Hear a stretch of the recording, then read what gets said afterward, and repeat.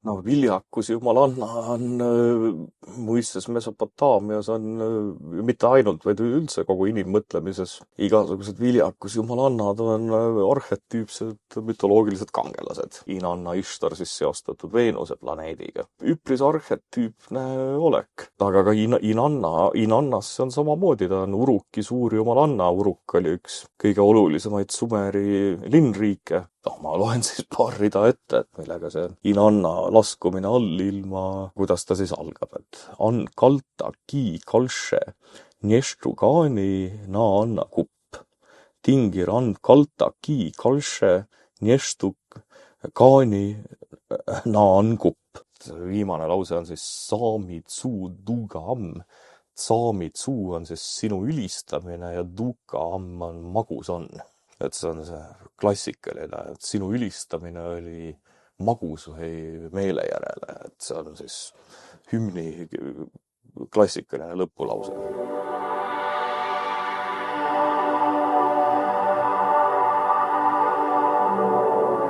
Nii, täna on meid kokku toonud siin, tulin Tartusse Peetrile külla, umbes aasta-kaks tagasi käisin ka siin samas külas, sul rääkisime veest Sumeri mütoloogias ja täna räägime Inannast ja Ishtarist,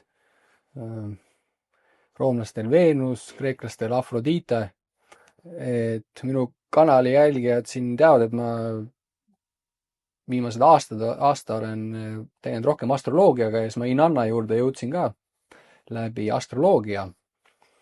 Ja siis kogu aeg oli kuklas see mõte, et sinuga, Peeter, rääkida.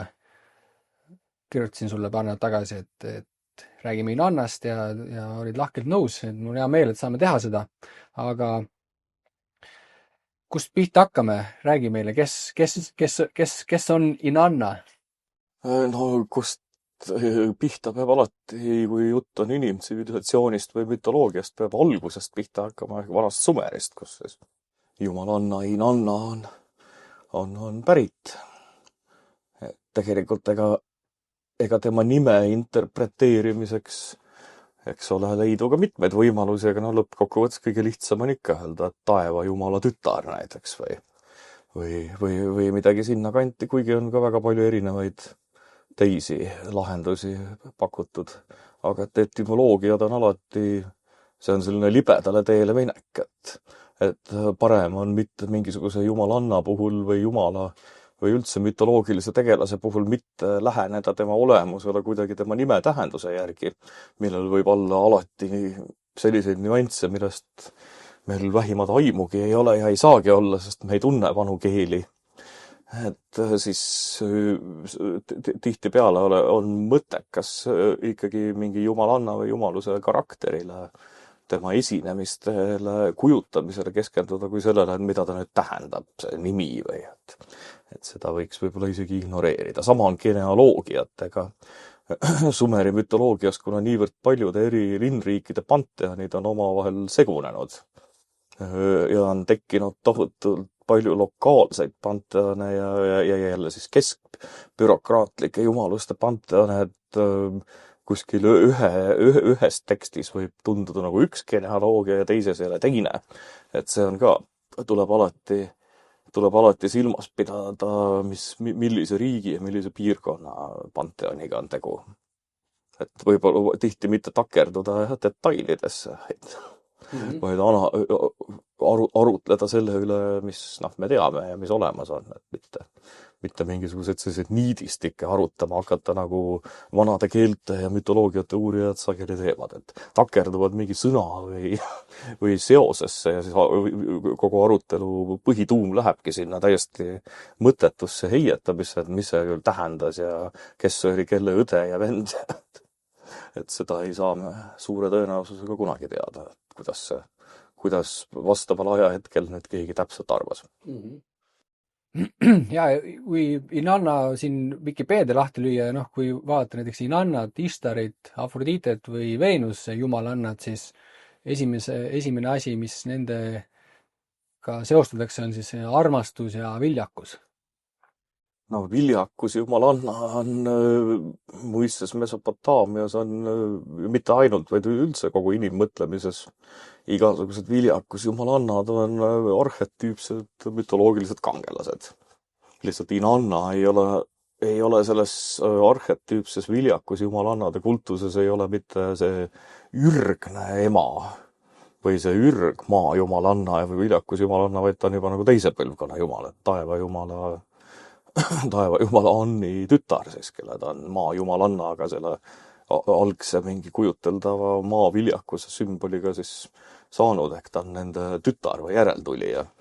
Et aga et see näib olevat valdavas osas sellises inimmõtlemises väga levinud, et kõige varajasemad mütoloogilised kujundid väga sageli keskenduvad mingisuguse jumaluste paari, kellest üks on alati mees ja teine naine, eks. Et nad on ka omavahel abielus. Et see on paljude rahvaste sellise mütoloogilise mõtlemise alus, olgu see siis seotud esivanemate kultusega või taevakultusega või vahet pole, kus see on alati mees ja naine tulevad kuskilt pidi ikka esile ja see on eriti nähtav on Sumeri mütoloogias, kus siis maa jumalanna ja taeva jumal meessoost, siis maa viljakust sümboliseeriv suur ürgne jumalanna tegid Sumeri mütoloogiliste tekstide kohaselt omavahel sugu. Seda kujutati ette ka vihma sadamisena, vihma langemisena, välgulöökidena siis selle sugu tegemise ajal. Et viimati Äikest Lähis-Idast tuleb meelde kohtasin Beirutis. See on meie Äikesega võrreldes palju kõvem pauk tuleb sealt. Et ikka korralikud sellised vihmavalingud ja sealkandis ja tõenäoliselt ka Mesopotaamias, kuigi Ida-Vahemeri ja Mesopotaamia see piirkond on juba 3000 aastat enne Kristust omasid sidemeid, et kõik need mütoloogilised motiivid ja arusaamad on piirkonnale omased. Aga et see algmütoloogia viimine sellele, kus jah, meessoost taevas, naissoost maa teevad sugu, maa pärast seda muutub viljakaks, hakkab taimi kasvatama, sünnitab rasedaks jäämise tõttu järgmise põlvkonna kõikvõimalikud jumalikud jõud ja taevakehad, kes on ka käsitletud siis jumalustena, et Inanna Ishtar siis seostatud Veenuse planeediga. Et üpris arhetüüpne olek. Et aga ka Inannas on samamoodi, ta on Uruki suur jumalanna. Uruk oli üks kõige olulisemaid Sumeri linnriike. Uruki kultuur isegi, ütleme 400 aastatuhat, keskeltläbi 4000 kuni 3000 enne Kristust, et mitte minna nüüd täpsemaks dateeringutes, et võib pidada selliseks Uruki linna võimutsemiseks, maailmalinna tekkeks, kus siis jumalanna Inanna oli kesksel kohal erinevates kultuslikes ja religioossetes arusaamades. Ja mainisid seda jumalate paari, et kuulsamad siin keskaegsed maalid on Veenuse ja Marsi kujutised ja kui mütoloogiast leiame ka Afrodite ja Ares, siis Inanna ja Dumusid olid, seal müüdist tuleb ka lõpus see välja, et sellest müüdist ka kohe räägime, Inanna allilma laskumine. No laskumine allilma, see on kaasaegne pealkiri. Aga Inanna selline partner, ütleme Marsi näol siis, ütleme kaasaegne selline arhetüüp, kuidas me tunneme Marss, aga Dumusid oli tema siis see. Jah, võib niimoodi öelda jah, et Inanna meespartnerina võib teda käsitleda, et kõik igasugused aastaaegade vaheldumise müüdid ja kevadfestivalid kõik sellega seotud ja need on ka nende kujutlustega tihedalt seotud, aga et loomulikult mitte ainult Inanna või Dumusiga, vaid igas eri Sumeri piirkonnas võisid sama funktsiooni sellist surevat ja ülestõusvat jumalat ja aastaaegade vaheldumisi ja looduse elluärkamist ja kõike seda võisid erinevad jumalused kajastada, et see ei ole nii, et on ainult see mingi keskne Inanna ja Dumusi, et sa leiad sealt hästi palju kihistusi, kus mingeid samu funktsioone võivad jälle mingid teised teised jumalused samamoodi täita. jah, siin võtsin siit Tumusiidi Vikipeediast lahti, et vaatajad ka näevad seda, et siin on siis selline kivitahvel, kus on Inanna ja Tumusid siis nende abielu. Jah, see on natuke hilisemast perioodist. Aga lähme selle müüdi juurde ja tekkis sihuke vahva mõte mul tegelikult see mõte tuli, sa käisid Siiri Sisaskiga Hardo Pajula Tähenduse teejuhtide saates ja seal oli siis Uku Masingust valdavalt juttu, aga ka siis Siiri sellist Sumeri huvist, et tervet seda müüti ette lugema ei hakka, aga et natuke kõlaks siis siin kodumaa võrgus siis seda sumerikeelset müüti, siis ole hea, loe natukene seda müüti ette. Enne kui siit paar rida ette lugeda, et loomulikult sumeri keele algset hääldust on võimatu täpselt paika pidada, sest suguluskeeled puuduvad, eks, et sumeri keel on teadaolevate sugulasteta ja ka geneetiliselt teadaolevate sugulusteta rahvas.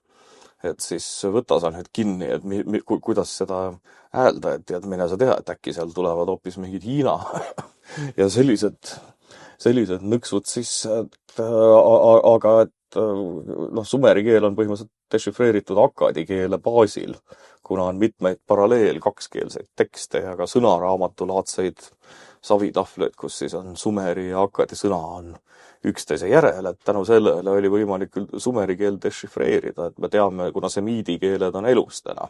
Kõige rohkem me teame tänapäeval heebrea ja araabia keelt, et muudkui sõdivad seal omavahel kahjuks loodame, et saate lõpuks äkki on ära leppinud, et ei tea veel, kuidas selle Hamasi vaherahuga läheb ja kõigega, aga et loodetavasti semiidi rahvad lepivad ka üksteisega ära, aga nende keeled on väga sarnased, et sellepärast, et ongi hästi naljakas mõnes mõttes termin antisemitism, eks, araablased on ju semiidid ja juudid on semiidid, et mõnes mõttes samasugused rahvad nagu on soomlased ja eestlased. Et tänapäeval ei saada aru sellest üldse, mis semiidi rahvadki on.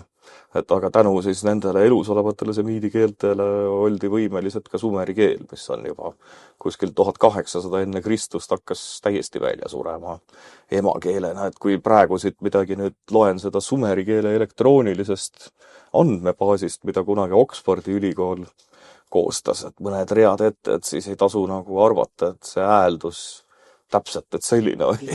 Et tegu on nagu silpkirjaga põhimõtteliselt, et kus on lihtsalt kokku pandud märgid, kiilkirjamärgid maha kirjutatud ja siis vastavalt sellele kokku pandud rekonstruktsioon või siis transliteratsioon.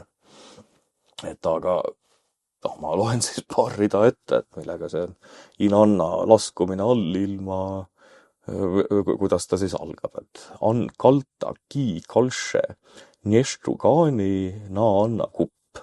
Tingir an kalta ki kalše neštu kaani na an kupp.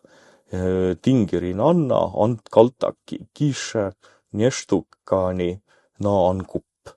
Ningu an muun šupki muun šupp kurra pea eed. Tingirin anna, an mu unshupp, kiimu unshupp, kurra pae aedee. Lihtsalt, et siin on ära toodud silbid kiilkirjamärkide kaupa, et on täiesti ebatõenäoline, et sumerlane midagi aru saab, mida ma ütleks, et me ei tea, kuidas. Loe natuke veel. Natuke veel. Huvitav kuulata. Nam en muun šupp, nam lagar muun šupp, kurra paea et. Unuki ka ei anna muun šupp, kurra pae ette. Paat tibiraki ja mus kalama muun šupp, kurra paea et. Šabalam ja ki kunkina muun šupp, kurra pae edee. Adapki ja Esharra muun Shupkurra Paeaed. Siin on nüüd oli lihtsalt ära mainitud linnade nimesid, kuhu siis oleks pidanud, jah. Et noh, lõppkokkuvõttes võib panna ka AI seda lugema, et vana summerlane sellest ikka aru ei saa. Aga lähme selle ingliskeelse tõlke juurde ja ole hea, tee meile, see ei pea olema ka nii, võtsid scrollida ja siis teha selle müüdi, loeme selle lühikokkuvõtte sellest, ette lugema seda, siin on palju kordusi ja seda vist eesti keelde pole seda pandud ka või on? Mul ei tule praegu ette, et oleks eesti keelde pandud. Mina ei ole näiteks selle müüdiga eriti ei ole tegelenud. Ma olen paari lõiku on endal mingis teadustöös vaja läinud, aga et konkreetselt just see teema, kaasa arvatud Inanna Tumusi teema ei ole mulle endale huvi pärast, ei ole nagu kõige suuremad huvi pakkunud. Teemasid on tuhandeid, mida uurida. Et siis oli täitsa huvitav just teha saadet teemal, mis ei ole mulle nagu erialaselt see Inanna ja see mütoloogia ei ole nagu nii endale kuidagi lähedaseks saanud. Aga ei, mis seal ikka üritaks nagu lihtsalt kokkuvõtte teha, et väga paljud motiivid on täiesti arusaamatud, et mis seal siis toimub, eks. Aga lõppkokkuvõte on see, et siis jumalanna Inanna, Uruki linna suur jumalanna, siis väga tähtis jumalanna, kellel on mitmeid jumalikke vägesid ja jõudusid, mida kujutatakse ka siis tema riietusesemete ja ehete vormis, et tal järsku tuleb idee, et ta tahab minna allilma oma siis olgu õele või kaasjumalannale Ereshkigali juurde, kes on siis allilma jumalanna. Mina täpselt ei oska nüüd, kas Inanna tahab seda kuidagi üle võtta või sinna lihtsalt, ma ei tea, kas sa oskad siit mütoloogilise mingi, ühesõnaga allilma kontseptsioon tuleb kõigepealt ära selgitada, eks, et allilm oli mingi, kujutati ette, et ta oli kuskil, olgu mägedes, tõenäoliselt pigem maa all, mingi vastava siis värava või ukse kaudu, kõikidel jumala enki kosmiline piirkond Apsu samamoodi, sellel oli oma uks, mis asus ka maa all ja siis kuidagi sai sinna sisse, et samamoodi see kurr, meie mõistes põrgu ehk surnute riik, et sinna sai ka siseneda siis mingi selleks spetsiaalselt mõeldud mingisuguse ukse kaudu ja sinna loomulikult see allilma kutsuti ka kohaks, kust ei ole tagasitulekut, et sinna sai ainult surnu keha või surnu hing, mida sumeri keeles kutsuti sõnaga kidim, kellelt oli see elu ehk hingeõhk sii oli välja läinud. Tumusi on muide ka tähendab siis elu või õigluse poeg või midagi taolist. Siit, tumusi. Et siis, kui inimesest elu lahkus, kaasa arvatud zii oli tõlgendatav selle hingeõhuna, eks on üks hingefenomenoloogia on võrdlebas usundiloos veel eraldi teadusdistsipliin, et ja siis hingeõhk oli ära kadunud, inimesest oli elu välja läinud, siis tast sai mütoloogilistest kujutustest siis surnukeha või surnu olekus kidim sumeri keeles. Jällegi väga keerukas on kõiki neid aru saada, et mida kõige all mõeldi. Hästi palju on jälle sellised skemaatilisi esiletoomisi, teoretiseerimisi, aga me ei saa kunagi teada, me saame oletada, et mida siis selle nagu surnu hingena siis ette kujutati, kes siis pidi minema sinna allilma elama. Ka jumalad võisid surra, et ei olnud nii, et kui allilma oleks jumal, kes ei kuulunud sinna, et ta sealt nii lihtsalt siis tagasi oleks saanud, et ka selle vastu siis see Inanna nagu eksiski, et ta läks valesse kohta sinna, kuhu ta ei oleks pidanud nagu minema, eks. Jah, ma olen ise uurinud just seda astronoomilist ja astroloogilist selle Inanna siis selle allilma laskumise poolt ja Veenuse planeet on meil taevas noh, eesti keeles on ta koidutäht või ehatäht, et ta on pool ajast siis kuskil 9 kuud on ta seal idahorisondil ja siis 9 kuud on ta seal läänehorisondil ja, ja noh, peale kuu No ja see on sümboolika, jah. jah, et peale kuu ja päikese kõige eredam taevakeha ja mingi hetk siis see Inanna või see Veenus või see Afrodite seal taevas on kogu aeg näha, aga siis üks hetk hakkab kogu aeg sinna allilma laskuma ja mingi hetk teda ei ole seal. No see, ühesõnaga nii, see ongi selle asja taga, eks see on täiesti selge. Selge loogika, lihtsalt selle, noh, spekuleerida, kuidas see täpselt siis kõik sumelased ette kujutused, noh, keerukas, eks. Aga et, noh, ühesõnaga, et allilma ta siis läheb, eks, enne ta on oma, ütleme, teenerjumalusele andnud ka käsu, noh, minna, kui taga midagi seal juhtuma peaks, siis et see käiks siis läbi kõik, noh, Ninšubur. jah, et käiks läbi kõik Eenlilli ja kuujumal Nanna ja kõik käiks läbi ja paluks siis abi, eks. Aga et ainus, kes ta siis tarkuse jumal, käsitöö jumal Enki on siis see, kes ta nagu põhimõtteliselt ikkagi ära päästab või oma mingi jällegi natuke arusaamatute olendite ja trikkide kaudu elu, vette ja taimede. jah, aga Enki selline arhetüüp jumalane, et kui tuua sealt paralleele, no eks need kreeklased ja roomlased ka palju said, noh, korjasid oma asju sealt Mesopotaamiast üle, et sest Enkina arhetüübina, seda on huvitav, kuna Enki oli siis ainuke jumal, kes siis saatis, nagu sa juba mainisid, selle tervendava taime ja mingi tervendava vee. No ja enda loodud savist ja loodud mingit olevust. Neid on müütides on palju, tehakse igasugu olevusi, kes teevad midagi.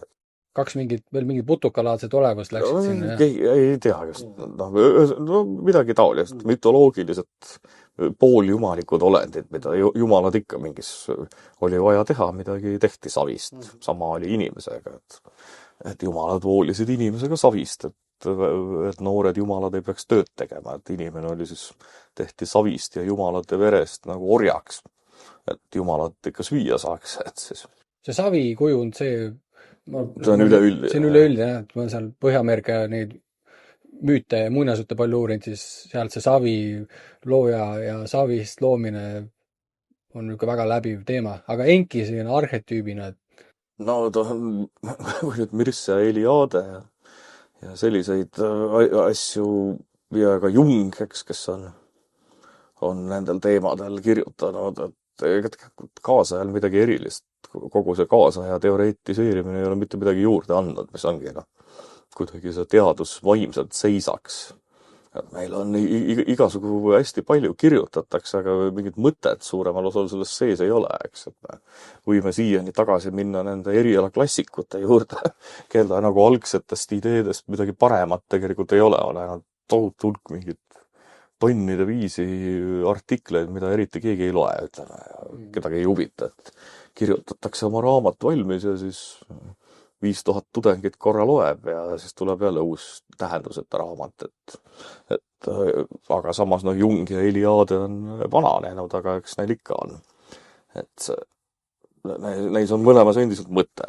Et aga no kuidas seda Enki on esiteks looja jumalus, teiseks ta on ka see triksteri jumalus, eks, et väga amoraalne, petab oma vastaseid kavalate trikkidega, aitab inimkonda, päästab inimkonna ja samas on ka vastutav inimkonna surma eest, et igavest elu inimesed ei saanud.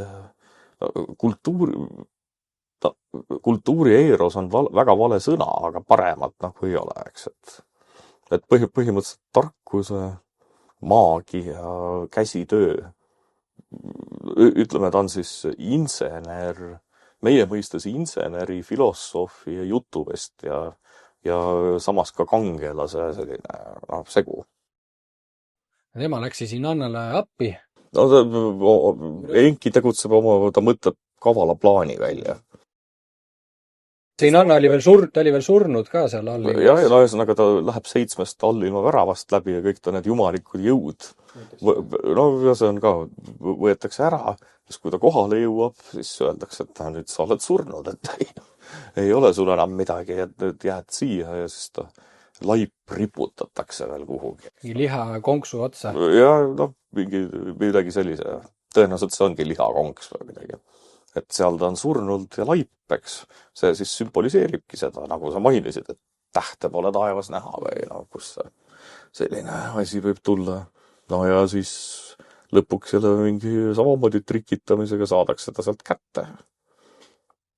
Siis ta tuleb jälle tagasi. Ja aga nõue on, et keegi peab asemele minema, eks noh.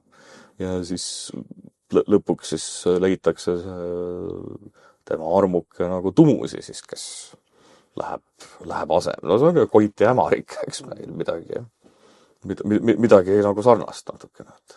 Jah, Tumusid oli veel tema siis äraoleku ajal siivutult käitunud, et no see on vist ka arhetüüpne motiiv, mitte motiiv, vaid elu tõsiasi, et kui naine kaua ära on, et siis mehed ei... Jah, see üks asi, kui ma seda müüti lugesin ka, siis üks asi, mis mulle väga meeldis, oli see, et nad kordusin hästi palju. Ja see on tüüpiline Sumeri mütoloogias, et kõikides Sumeri müütides on hästi palju kordusi, et sellel võib mitu funktsiooni olla, et see võib oletada on, et see oli võib-olla lauldes läbi viidud ka selline teatrietendus. See on kõige tõenäolisem, et need kordused olid nagu laulurefrään, et mingi koor laulis neid kuskil. No, sa saad isegi aru, et see on selline. Et tegu ei olnud võib-olla tekstilise mõttega, vaid neid kõiki neid müüte, mis siis on meil savitahvlitelt säilinud, neid tõenäoliselt esitati rahvale. Et kui Kreeka teatrikunst on selline väga strukturiseeritud ja plaanipärane, eks kõik on osadeks jaotatud ja on kindlad algused ja lõpud ja kõik, et või siis kindlad ka mingisugused kategoriseerimised, et mis on enam-vähem, ma ei tea, mis on tragöödia ja mis ei ole ja et siis Sumeris tundub, et ei ole nagu seda ei saa võrrelda nagu selle Kreeka, me nimetame siis mingiks teatrikunstiks või esinemiskunstiks, vaid ta on lihtsalt natukene teistmoodi, aga tundub jah, et tõenäoliselt, et kõik need müüdid olid ikkagi mingiks päris esitamiseks. Vähemalt ma arvan nii ja paljud arvavad, et see ei ole, meie loeme seda kui tekstimaterjali ja kirja pandud kirjandust, et siis päris elus oli natuke laiema tähendusega, kaasa arvatud muusikalise mingi ansambliga, kes seal võis. Kahjuks ei ole säilinud mitte ühtegi nagu kirjutist juurde, et kuidas midagi etendama või laulma peab, et on USA teadlased arvavad, et nad on noodikirja dešifreerimas. Et neil oli mingid muusikalised juhised on osadel tekstidel juures. Anne Trafkorn-Kilmer, üks USA professor, tema töörühm on pikalt tegelenud ja nad väidavad, et nad on juba isegi mingeid viisijuppe või midagi saanud, et see on jällegi subjektiivne, et kas see päriselt jälle nii oli vanas Sumeris, aga ka YouTube'is, kui Sumerian Music ja see professori nimi, Anne Kilmer, Google või YouTube'i kirjutada, nende töörühm on leitav, et nad on üritanud etendada ja näidata, kuidas nad on seda. No nii palju, kuidas ma praegult nüüd vahe kokkuvõtte teha, et siis Inanna näol meil, sa alguses mainisid, et on ka selline ürg, maa jumalanna ema. No ta on selle ürgjumalanna tütar ikkagi. Tema siis Inanna on meil siis pigem selline... Ta on järgmise põlvkonna sarnaste funktsioonidega viljakus jumalanna, ütleme siis. Et ta kohta siin öelnud ka, et her primary title is the Queen of Heaven. No midagi sellist. Ja oota siin üks ridasid, mis ma võtsin siit müüdist, loen selle ette. ja siinkohal on hea siis teha reklaamipaus. Sellel kanalil siis on ka siis üks sponsor, kelleks olen ma ise, kellele ma siis reklaami siin teen. Olen siin eelmise aasta lõpust professionaalselt siis viin läbi astroloogilisi konsultatsioone. Sellises traditsioonilises konsultatsioonis vaatame inimese sünnikaarti 1,5 tunni jooksul. See maksab 75 eurot. Teen siis inimesele sellise täieliku sünnikaardi ja praeguste planeetide transiitide analüüsi. Ja mis see siis sünnikaart inimesele teeb? Öeldakse, inimesed planeetide liikumise ja maapealsete sündmuste vahel täheldatud kooskõlade seas peetakse kõige olulisemaks sünnikaarti, isiklikke transiite, ehk siis sünnikaardil sellel, kus planeedid olid isiku sünnihetkel, on tähenduslik mõju tema edasisele elukäigule. Soovitan tulla siis konsultatsioonile. Mitmed inimesed on käinud, väga head tagasisidet saanud. Ma olen enda sünnikaarti väga palju uurinud. Ma ise olin väga suur astroloogia skeptik, kuid kui sa hakkad seda tõsiselt võtma, nagu võtsid ka sellised kuulsad nimed nagu Carl Gustav Jung, Johannes Kepler, Galileo Galilei, Copernicus, Richard Tarnas, Stanislav Grof, et siin ajaloos on palju selliseid säravaid, kõrgharitud doktorikraadiga teaduse ajalugu kujundanud inimesi, kes siis võtsid astroloogilist vaatepunkti tõsiselt, kasutasid seda oma töös. Miks mitte anda sellele võimalus ja vaadata, milline on sinu enda suhe sellega, mis seal üleval toimub. Et loodusrahvad on alati sedapidi elule lähenenud ja sellisel keerulisel äraval ajal on minu arust väga tervendav luua suhet siis sellega, mis seal üleval on. Aga minnes tagasi 194, et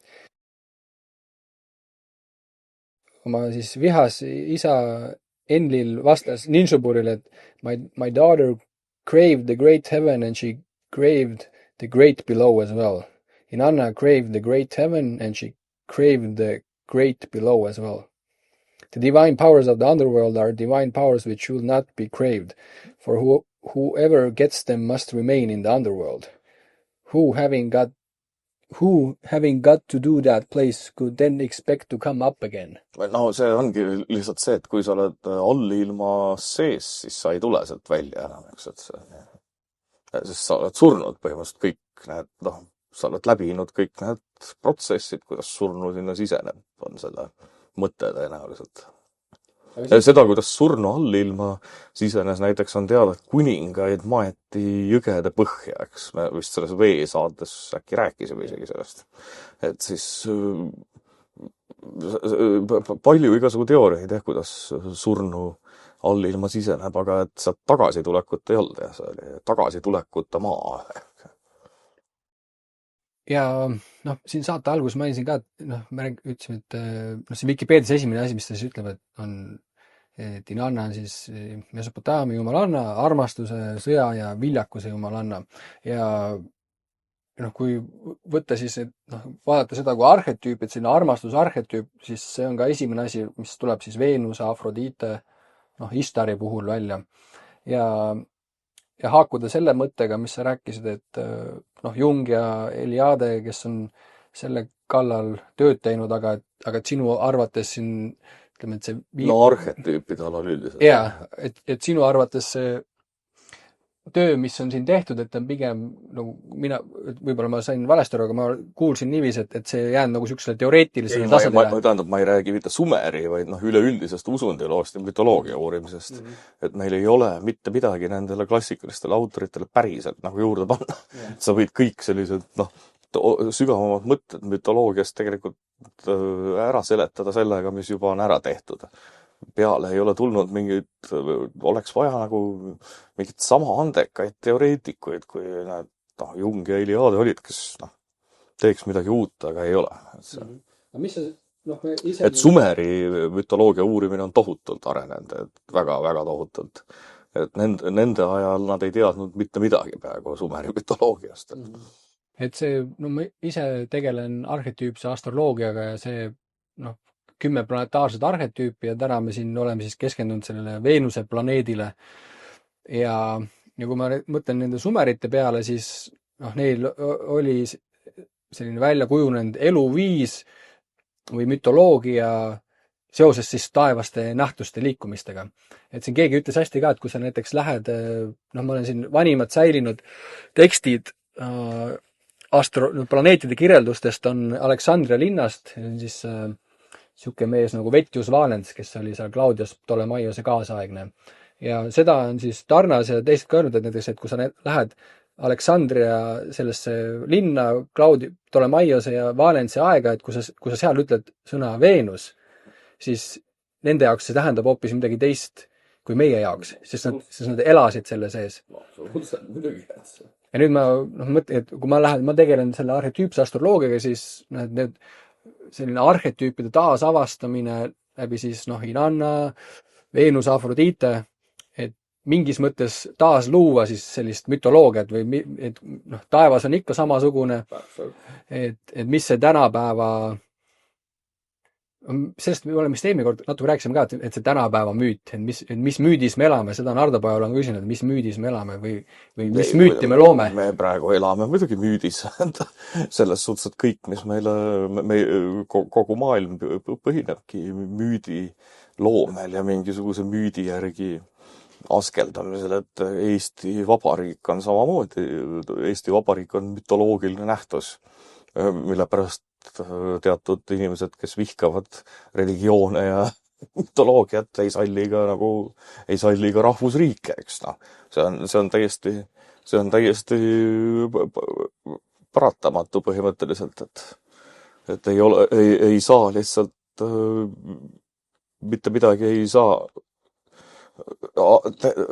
ilma sellise mütoloogilise mõtlemata ei ole ei riiki, ei ole võib-olla ka inimese enda ajalugu, eks.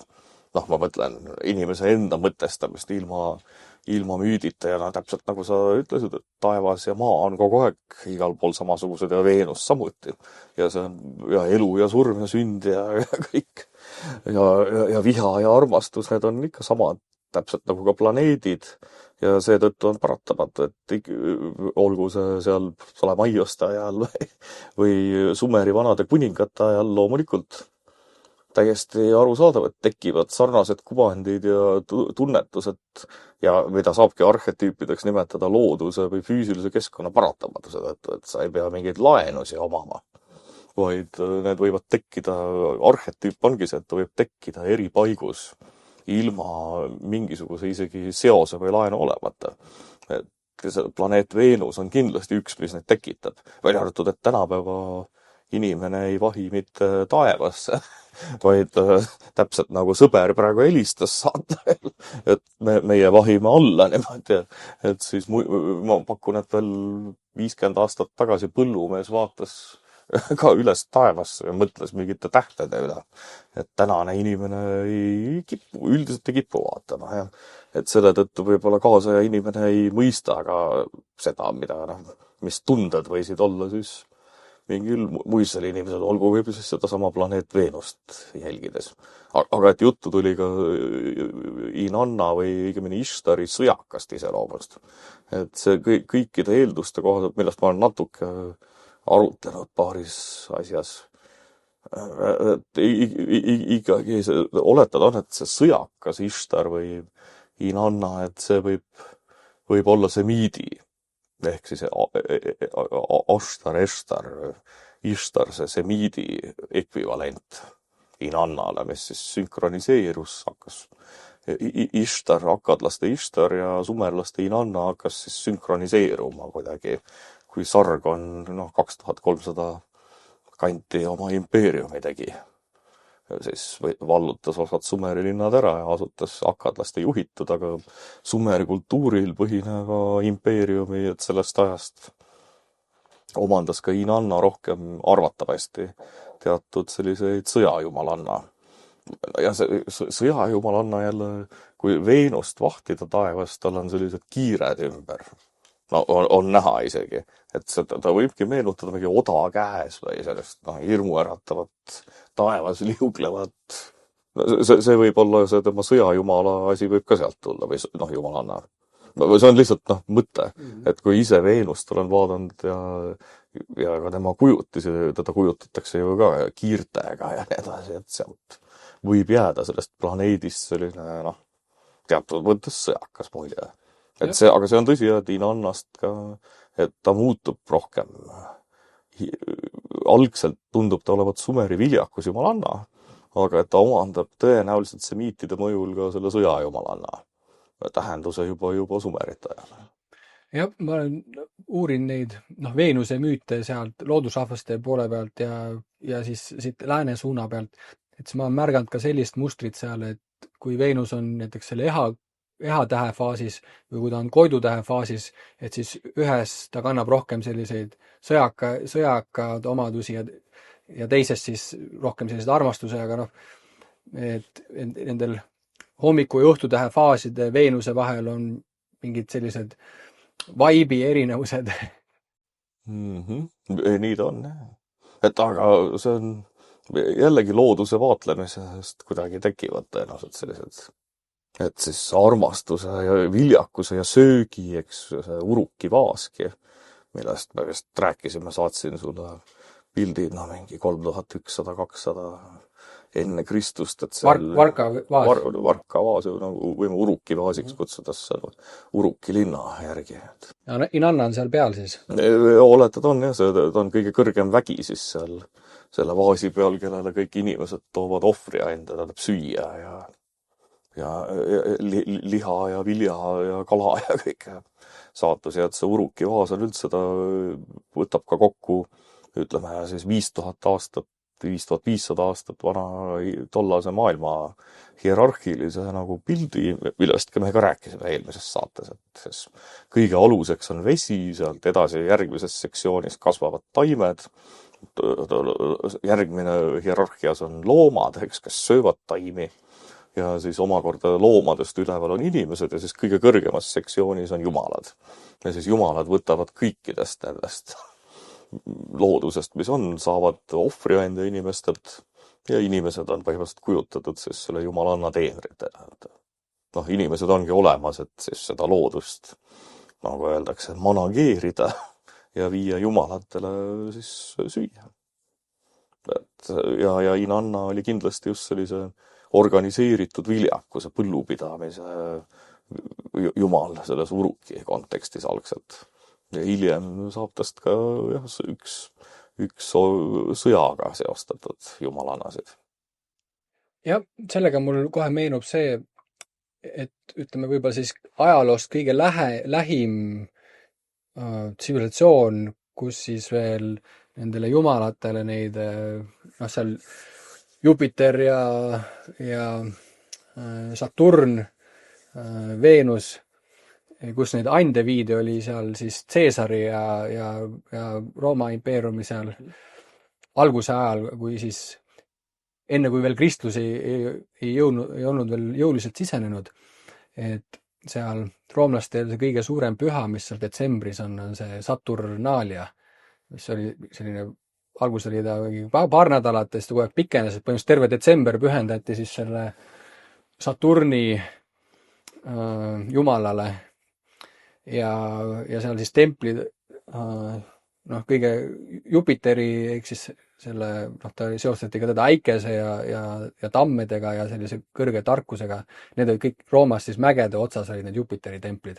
Ja nendele ka siis kogu aeg viidi ohverdusi, kus mul see mõte tuli. No see on üleüldine, et inimesed alati viivad jumalale süüa, et isegi juudid, küll põletades, aga et jumalate toitmine on kõikides algsemates religioonides täiesti vältimatu, sest jumalaid kujutati ette ju inimestena, kes on lihtsalt vägevamad, et keegi pidi ju süüa andma, et see. Ja nüüd, mul on kõlama see ka, et see, kuna sellised, Jungilt me oleme saanud sellist sõna, ta on kirjutanud siis arhetüüpidest palju ja sünkroonsustest, et ma olen kuulnud, on öeldud niiviisi, et Jung on olnud see, kes on toonud siis siia nagu reduksionistliku, materialistliku, ateistliku maailma siis läbi arhetüüpide need jumalad mingis mõttes ja me saame nendest uuesti rääkida. Ja võib küll nii öelda, jah, et tänu sellele me saame, siin on natukene võib-olla erinev on Ameerika maailm. Ameerika ja Euroopa on nagu lääne tsivilisatsioon, eks, ja sageli ka idamaades, mis Hiinas ka, aga eri Aasia riikides ka, et see on väga erinev, aga ütleme, kui sa Ameerikas, kus 70% on kristlased, siis selline jumalate maailm ei ole seal võõras mitte kellelegi, sest sa oled elanud keskkonnas, mis on oma olemuselt usklik. Et sa, ja mis suhtub ateismi üldiselt pigem negatiivselt ja karistab sellise ateistliku, nagu me praegu USA valimistel nägime. Et sellise ateistliku lähenemise karistab USA alati ära, sest nad on selline spirituaalne, vaimne kultuur, kuigi nad on teisalt on tohutult merkantiilne ja kasule orienteeritud. Euroopa puhul on juba väga pikka aega on usulis-mütoloogiline tunnetus on pigem tõlgendatav kui millegi negatiivse ja väga halvana. Noh, ja seda eriti akadeemilistes ringkondades. Me ju näeme, kuidas ka teoloogid väga paljudes usuteaduskondades, nad ju umbes õigustavad seda enda eksistentsi. See on keskmine lääne kristlik teoloog juba poeb nagu Muhamedi ees, eks.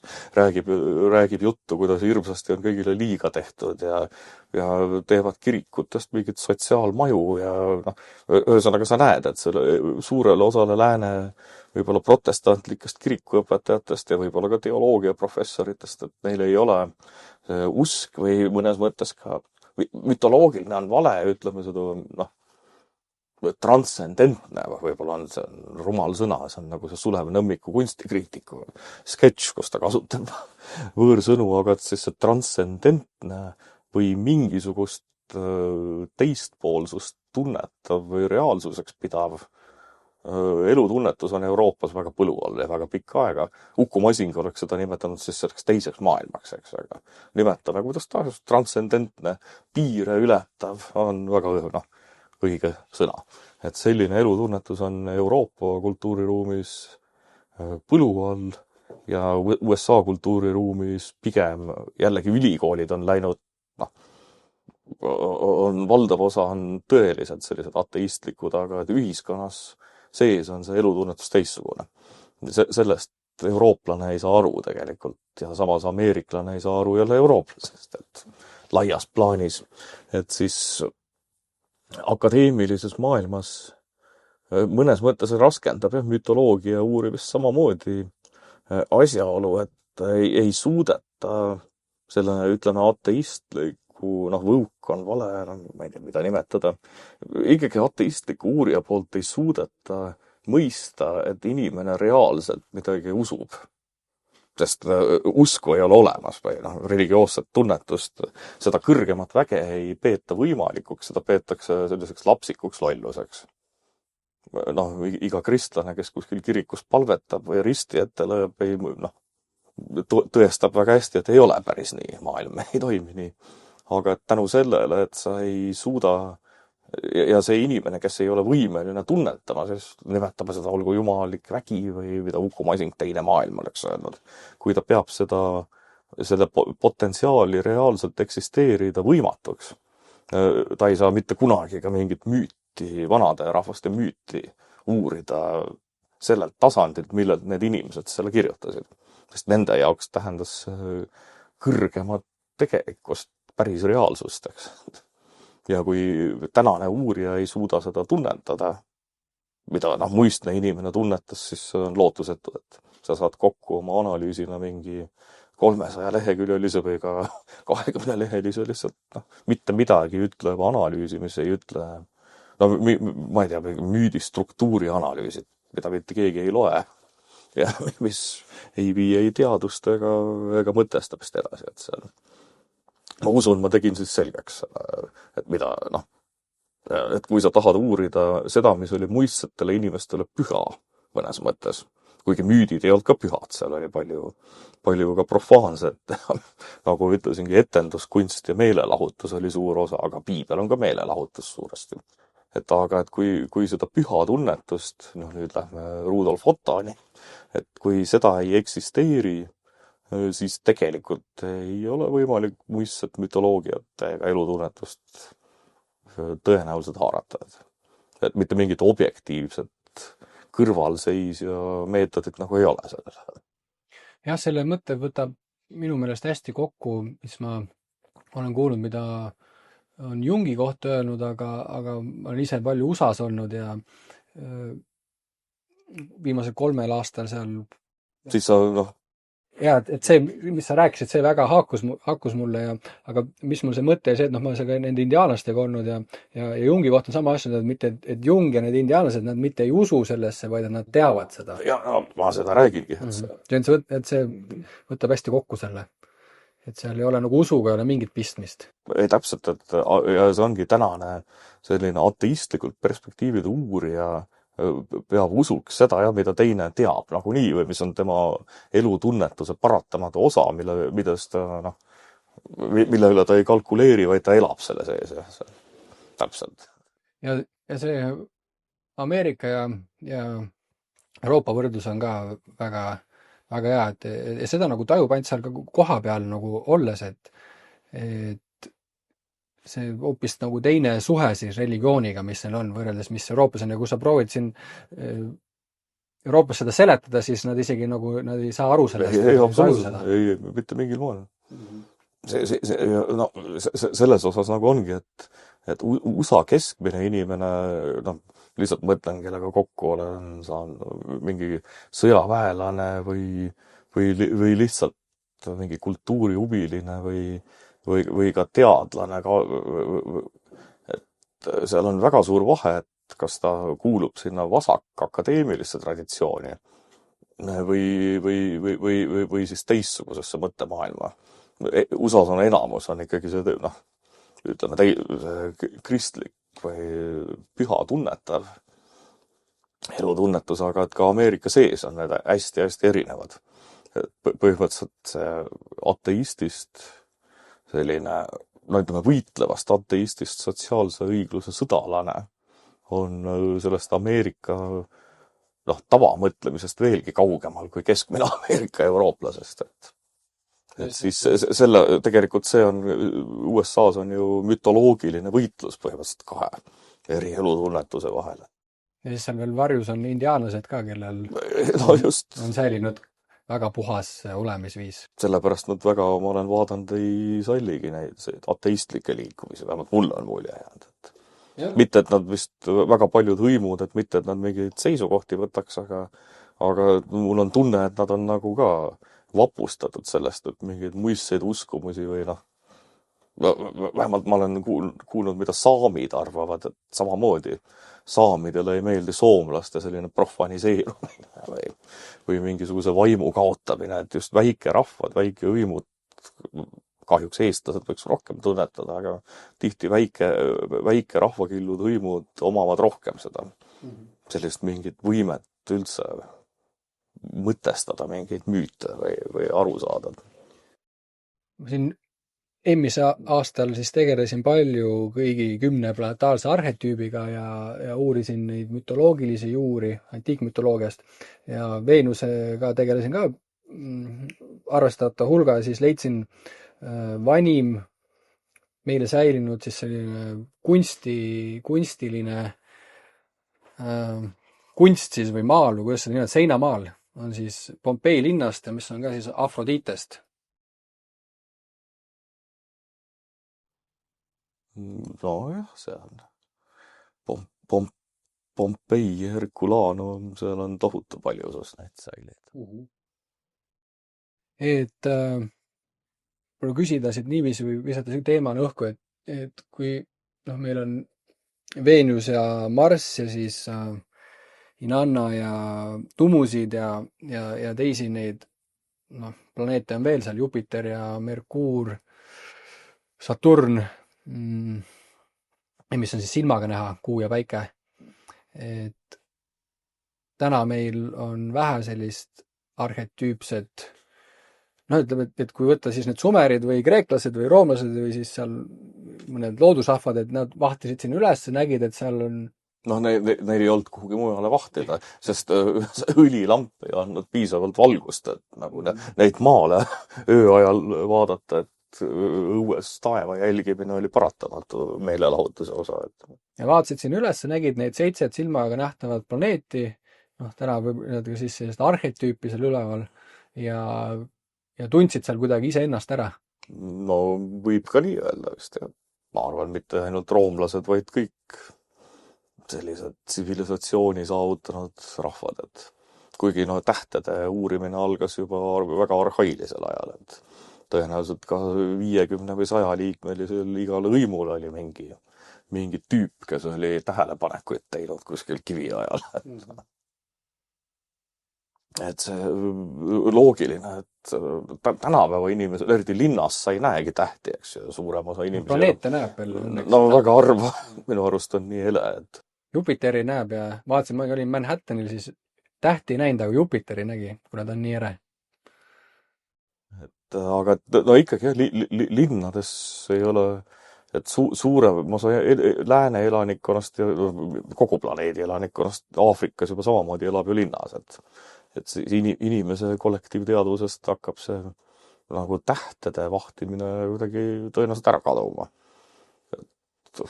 Ei kuulu enam põhitegevuse juurde, või põhimõtlemise juurde, millega muidugi kaasneb ka see, et tõenäoliselt üleüldse maailmaruumi või alguse ja lõpu üle arutlemine on väga selle tõttu vähenenud, mis nii ongi tegelikult, ega sellest ju kogu aeg räägitakse, et ei surma ega sünni üle ju väga ei mõelda, et need on, tuleb lihtsalt midagi ja kedagi ei huvita. Ja siis ollakse üllatunud isegi, et millest veel, kui mis on just tähtedega seotud, et tänapäeva tunnetusest on ka kultuslik kalender on väga tähtis termin Mesopotaamia religioonide uurimiseski.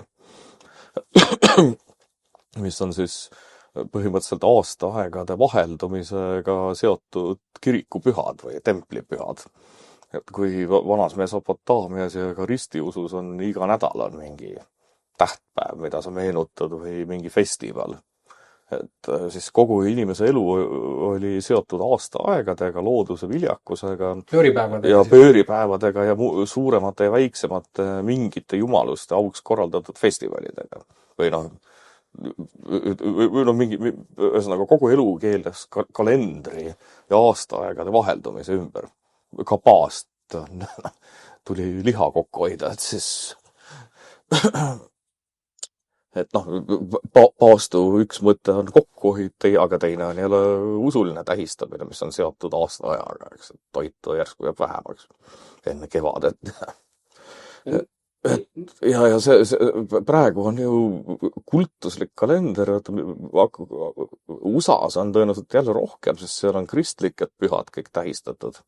Aga et kui hakata Eestit mõtlema, et mis meil on, jõulud tähendab, pere tuleb kokku ja sööb verivorsti, eks. Ja telekas räägib Viilma taustal midagi Jeesusest, ongi kõik.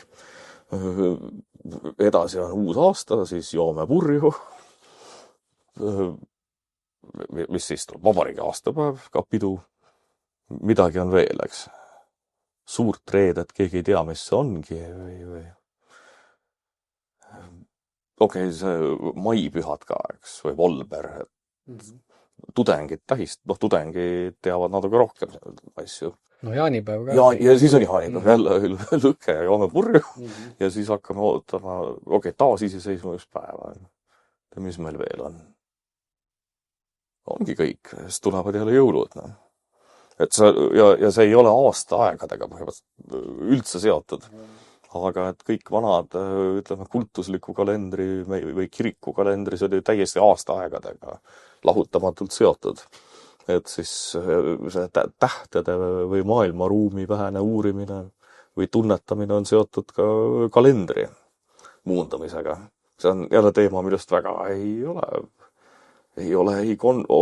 arutatakse ikkagi vähe. Et seda inimmõtte muundumise üle ei ole nii palju selliseid, ütleme, järelemõtisklusi, kui võiks olla. Jah, see on huvitav, et see teema sisse teeme just siin nädal või 2 tagasi. See on üks teema, mille ma tegelenud ja kellega just rääkisime sellest ka, et meie see kalender, mis on, et ta ei, et enne see kultuskalender oli siis seotud looduse rütmidega, ta oli seotud päris asjadega. Ja nüüd, et see 1. jaanuar on ka kuhugi suvaliselt pandud, kus me tähistame siin 2025 on ju, siis on jälle järgmine peale Kristust, et see meie tsivilisatsiooni algus, aga et see 1. jaanuar ta otseselt looduse rütmiliselt ta kuhugi, ta on lihtsalt seal ta võiks olla tegelikult pööripäevaga samal ajal, 1. jaanuar võiks olla pööripäeva ajal näiteks, et siis ta oleks seotud sellise sügavama planeedi siis telje nihkumisega. Ja ma olen indiaanlaste seda aja uurimist uurinud ja sumerite oma uurisin ka, et kuidas siis need efemeriidid olid neil, millega nad seal arvutasid siis nende taevakehade liikumise kiirust ja vanim horoskoop oli ka seal siis, ta on kuskil Londoni muuseumis on kuskil kiilkirja tahvlil on see siis seal ühe, ma ei tea, kas see oli mingi printsess või keegi naine, kelle siis 7 silmaga nähtavat planeeti olid sinna kiilkirja tahvlile tema horoskoop siis vanim, mis meil on teada olevat, aga et sellest sa pead Amar Annusega saate tegema ja nagu enne rääkisime, et tema Mesopotaamia nõiakunstiraamat suutis siis, kui see välja tuli Tallinna Ülikooli kirjastuses, eks, ja et siis ta suutis vist Eesti raamatumüügi edetabelites 2. koha haarata. Muidu oleks esimene olnud, aga et just lõppes Hitleri Mein Kampfi. See just tuli esimene välja, et siis oli meie eriala raamat siis Amar Annusete number 2. Et tema on tegelenud jah, selliste ennustamiste ja kõige sellega, et see on jälle see, mis ei ole üldse olnud minu nagu huviala nagu vanamaailma uurimisel, et ennustused ja need asjad lihtsalt kuidagi ei ole olnud see, mis on nagu endale korda läinud. Ma olen mõelnud võib-olla mingi täpselt loomismüütide ja kõige siukeste asjade peale, mis on küll kõik seotud, aga ei ole ise süübinud nendesse tähtede ja horoskoopide ja nagu öeldakse ennustust. Kuidas see mehe nimi oligi? Amar Annus. Et see on siis hea tiiser kuulajatele, vaatajatele, et kindlasti teeme selle vestlusega ära. Et Amar võib lõputult, ma arvan, igasugu sellest teemast just. Aga siis vaatasingi, et sumeritel siis aja arvamine käis suuresti kuu järgi ja nad veel seal panid aluse siis sellele, mis oli siis selle tunni jaotusele, et meil on 24 tundi päevas ja päris palju asju võlgneme neile. See on siis 60 selle võisid arhailised rahvad juba enne võib-olla nad said selle veel kuskil. Ma arvan, see oli mida arhetüüp, vaid see oli see tõenäoliselt oligi kõikidel mingitel kiviaegsetel, kui hakkasid välja kujunema, ma arvan, see oli mingi loogika, mis tulenes, et ma ei paneks seda äkki sumerite süüks. Jah, see on üks asi, mis ma tähendan palju, see, et vanim, ja see on vanim teada. Vanim teada olev. Me ei tea enne kirja teket ütleme, periood 4000 kuni 3000 enne Kristust, siis kirja kasutati ainult arve pidamiseks. Kui kiilkiri tekkis mingi 3400, et seal ei ole ühtegi mõtestatud teksti. See on lihtsalt arve pidamine, mingi, ma ei tea, loomapildid ja mingi ametimeeste loetelud ja sellised asjad, et see ei ole nagu me ei tea, mida sellel ajal üldse mõeldi või tehti, et see kõik võis suuliselt olemas olla ja nii kõrgel tasemel, et ja samamoodi suuliselt eri õpetustena võis olla tohutult palju olemas ja ka kirja pandult, aga me ei ole lihtsalt tahvleid leidnud. Et suur osa on maa sees või isegi suurem osa. Ja uurisin neid indiaanlaste aja arvamise, kuidas nemad siis milline nende kalender oli ja sarnased nagu kõigil loodusrahvastele, et kuud olid 13 kuud või kuu loomist, et siis kuud olid seotud mingis looduses oleva nähtusega. Näiteks, et ma ei tea, kuu, millal siis arooniad lähevad punaseks või siis seal, kui ma ei tea, siis kuu, millal ma ei tea, pungad tulevad välja või midagi sellist, aga aastatega üldse suhestumine käis selliste märgiliste sündmuste järgi ühe inimese elus või näiteks siis hõimu elus. Et aastaid nagu niiviisi, seda enda ma olen ka proovinud nagu tajuda seda, et raske on öelda, kui ma nüüd olin 27 või olin 17, et mis siis toimus sellel ajal. Aga et luua suhet siis sellise olulise sündmuse põhiline aja arvamine oma elus. Sumeri aja arvamine käis sündmuste järgi, mis valitseja eluajal toimus. Et see oli siis, sai uus kuningas võimule, siis aastaarvude nimed olid mingi põhisündmuse, näiteks see ja see kuningas ehitas selle niisutuskanali või tegi selle templi või alistas selle rahva või oli see mingi lahing. Et siis väga toimiv ajaarvamissüsteem, et aasta mingisugune sündmus võeti aluseks ja siis hakati seda hilisemates dokumentides nii nimetama. Aga võib-olla siia lõppu, et Veenus siis planeedina, Veenus tähena, kõik need planeedid, noh, taevas on nagu tähed. Muistne inimene ei teinud planeedil ja tähel vahet. Jaa. See oli, Ja neil ei olnud teleskoopi. Ja tänapäeval ka tegelikult. Ei, no muidugi, sa ei mõtle seda nii lihtsalt üles vaadata. Sa lihtsalt võtad kõiki sarnaste kehadena, mis sätendavad. Et sellise Veenuse arhetüübi äratundmine oma endi elus, mis Veenus kannab siis seda ilu, armastust, harmooniat, suhteid, kõik sellised elu selliseid kauneid ja ilusamaid, maitsvamaid pooli, et mis sa kostad selle peale, et oma elus rohkem ära tunda siis seda Veenuse arhetüüpi. Et mis ma ise nagu tajun seda, et kui ma olen hakanud seal vaatama siis neid planeete seal üleval ja näiteks teinud selgeks siis, et mida need 7 silmaga nähtavat planeeti, kuidas siis iidsed mütoloogiad suhtusid nendesse ja siis veel 3, mis täna kaasajal on avastatud planeeti. Et kui sul hakkab, James Hillman on üks Jungiaan, kes seal Jungi juures õppis, tema on sellise termini välja öelnud nagu, et sellise arhetüüpse silma arendamine. Et kui sa lood suhte, siis ma ei tea, näiteks Veenuse arhetüübiga, et siis sa hakkad ka rohkem märkama siis seda püsimustrit, milleks siis on võib-olla see armastus omaenda elus või ilusad asjad omaenda elus.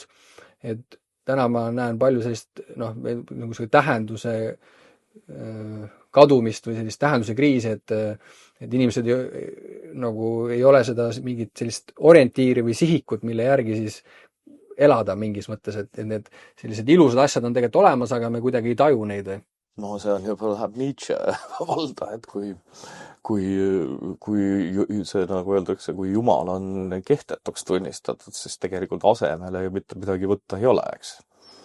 Et Nietzsche oli muidugi tema kuvandid olid, läksid teise, mingi absurdi suunda, mingi uue moraali leiutamise poole. Aga et see tähelepanek oli tal muidugi õige, et kui sul ühtegi püha ei ole, mida sa usud, sul ei saa ju ühtegi eesmärki olla. See on traagilise lõpuga eksistents ja traagiline olek. Et inimesed, kellel ei ole ühtegi kõrgemat usku või ideaali, see on ju täiesti võimalik, et nad saaks kuidagi iseendaga rahus olla või õnnelikud, see ei ole võimalik. Sellepärast, et elu on nagu ju üpris kurb nagu nähtuseks kõik. Sõbrad surevad, sugulased surevad, kogu aeg juhtub igasugu jama ja nagu sa mainisidki, tähenduse saab anda ainult mingisugune kõrgem tunnetus või eesmärk. Mitte kunagi lihtsalt see profaanne või kuidas seda siis kutsuda. Et see on loomulik, et kui on kaotatud side oma füüsilise keskkonnaga isegi, mis on nii, et inimesed ma ei mõtle mitte kõik, vaid teatud tüüpi, nagu inimkond on, see tähenduse teejuhtidegi saade Ardo oleks, et see on väga täpselt paika pandud määratlused. Et täiesti nõus, mis sa ütlesid, et ka selle sama Veenuse kaudu võib leida mingisuguse tähenduse nagu maailma toimimisele ainuüksi see läbi, et sa kas või teadvustad, et ongi siuke asi, et laskub ja läheb igale poole. Et keskmine selline tänane inimene siis ateistlik või profaanne või sekulaarne vahet ei ole, lihtsalt ei mõtle selliste asjade peale üldse. See on, kuigi see on hiiglaslik suur planeet, aga seda ei eksisteeri tema mingis tähendusruumis. Et me üldse mingis päikesesüsteemis või planeetide keskel oleme. Ja mul hakkas ka see, ega ma mingis mõttes tulen sellest samast tsivilisatsioonist ja kodustab ta neid asju nagu või kultuurist neid asju kaasa ei tule võib-olla, mis võib-olla siis, kui sündisid kuhugi, ma ei tea, noh, sellise mütoloogilisse olemisviisi, et aga ma mõtlen, kus mul näiteks see Veenuse asi hakkas sisse jooksma, ma olin seal indiaanlaste juures ja seal hommikuti, seal on niisugused ööläbi tseremooniad ja seal lakota-keelsed laulavad seal hommikul laule, hommikul on oma laulud, ja siis seal üks laul, lakota-keelne, seal laulavad seal hommikule seda, siis hakkasin tõlkima seda laulu ja siis tõlkisin ja siis leidsin, et lauldakse seal siiski sellele hommikutähele või sellele Veenusele. Ja siis hakkasin neid muinasjutte asju seal lugema ja vaatasin, et noh, neil on selline olemusviis, mis siis nagu konkreetselt isegi suhtlevad nendega seal ja paluvad abi ja kutsuvad siis seda, no nad suhtuvad nendesse elusatesse asjadesse, et võib-olla siin kaasaegsel inimesel, et tema jaoks on, ma ei tea, noh, elus on teine inimene, aga siis aga et kõik muu on juba selline, noh, et elu, ma ei tea, siis kuskil puus või kivis või jões või siis ka siis Veenuses või kuus või päikeses, et sellist, noh, ma näen, et seal ka suhtutakse nendesse kui inimestesse kõikidesse, nad on isegi pannud selle sõna inimene sinna, kui nad näiteks räägivad mingist teisest, kas loomariigist või taimeriigist või kiviriigist või siis täheriigist, et siis juurde lisatakse ka sõna inimene alati sinna. Et eks neid, kuidas öelda, mingisuguse arhailisema elutunnetusega hõime, ega neid palju ei ole nagu ju maailma alles jäänud kuni võtta, et mõni üksik on. Et jällegi, kui tänapäeva indiaani hõimudest rääkida, eks nad on, nende praegused kujutelmad on arenenud paralleelselt koos kristlusega, eks. Et see ei ole enam see, mis kunagi oli, et nad on aga et kindlasti on mingid väiksed rahvakillud, võib-olla ka meil setod ja võrokesed, eks, säilitanud mingis mõtlemises enamat kui see keskmine linnainimene. Aga et muidugi jälle lihtsalt väike kultuurihõime ka idealiseerida ei saa, et teatud kuskil Paapua Uus-Guineal nad sööks meid hea meelega kohe ära ja on kõige robumad ja rõvedamad, kui üldse üks mingi inimolend saab olla, et see on väga kahe otsaga asi on hakata arutlema mingi sellise arhailise hõimu üle, et ikkagi see päris arhailine hõim kas või kuskil Amazonases, see on ikka päris hirmus. See on täielik barbar, see vaatab sind ja mõtleb, et mis ta sust ära sööb enam-vähem. Et siis on kahe otsaga asi, et on mingi hõimukultuur ja väikerahvakultuur, kes nagu vaatab asju ühtemoodi, teine võib-olla ikka väga arhailiselt primitiivne. Jah, siit siis üleskutse praegult on selline harukordne hetk, kus siis Veenus on õhtutaevas näha, et täna on, noh, nüüd tulevad ka selgemad ilmad, et kui päike loojub, siis vaadake lääne suunas, et Eha täht on siis taevas väga hästi näha ja ta praegult, ta siis oma selles kõige kõrgemas punktis oli seal jaanuari alguses, seal 8. või 12. jaanuari paigus, et ta seal päikese poolt praegu tuleb ja nüüd kusjuures praegult just olemegi sellises hetkes, kus Maa siis kihutab Veenuse orbiidist mööda ja siis tekib taevas selline illusoorne efekt, et Veenus liigub tagurpidi. Ja igal juhul, et võtke, kasutage juhust, minge vaadake lääne suunas siis õhtusel ajal ja mõne aja pärast on ta siis jälle hommikutähe faasis, et. Aitäh sulle, Peeter! Aitäh saatesse kutsumast, et teeme äkki varsti järgmise. Jah, sumerid annavad võimaluse rääkida ja arhetüüpsetest põhimustritest. Jah, et sumerid mütoloogiavara on nii tohutult lai, et selle üle võib lõputult arutleda, ja ta on läänemaailmas suures osas teadvustamata. kuigi haritud inimesed teavad mingit Sumeri müüti, ikka Gilgameshi vähemalt, aga et natukene ei olda veel harjunud sellega, et mitte vanas Kreekas ei olnud esimesed sellised, kuidas öelda, pikad huvitavad tekstid, vaid need olid juba aasta 2500 kanti enne Kristust Lähis-Idas. Mis teeme see loeme selle müüdi lõpuosa. Nüüd sina pead lugema. Ei, loe sina. Ei, ma ei tea. Võta siit, siin 412 rida on, loe siit võtame, kus me võta siit 400-st 12 rida. 400-st. Alates. Nii, okei.